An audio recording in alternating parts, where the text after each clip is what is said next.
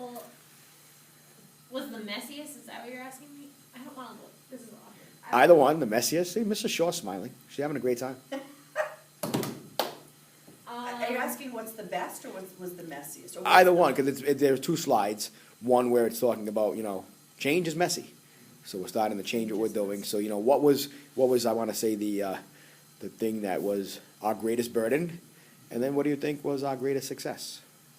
Being able to determine if they were won't do's or can't do's or what. Once you got to that step with the SMART goal, it was hard to tell with only having one set of data when we did it in the fall and not being able to see the previous year's data. That was a huge problem because we didn't really know at that point in time if they can't do it, they won't do it, or what, because we didn't have enough data points to use. So being able to access the STAR data from the previous year would be a huge help because then you could look at the trend line, whereas when you only look at the fall score, you can't look at the trend line. So that's a huge problem.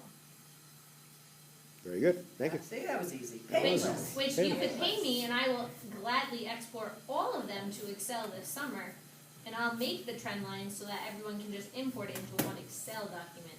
Okay.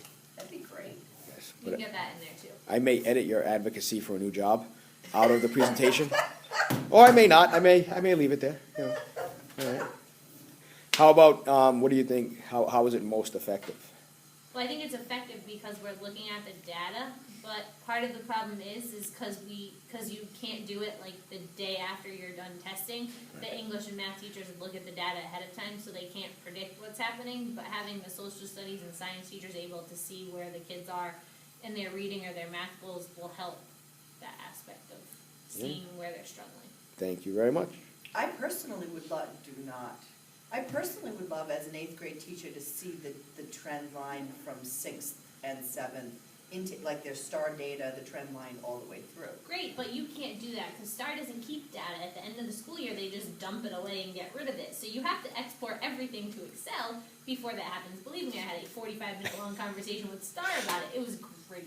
Well, we should totally export it every year to keep it, Yeah, sure. to have those trend lines.